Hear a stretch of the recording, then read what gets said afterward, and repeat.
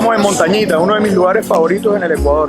Esto es un pueblo rarísimo, es un pueblo de pescadores, pero también hay muchos europeos, muchos mochileros, gente de todas partes. Esto es una locura, vamos a verlo.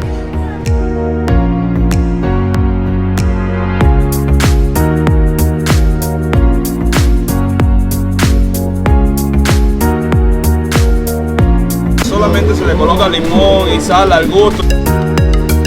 ¿Cuánto cuesta eso? $3 nomás.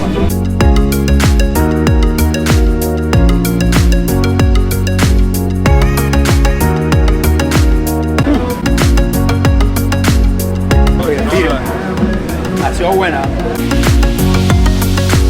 No era tan buena. Bacán. Una foto contigo.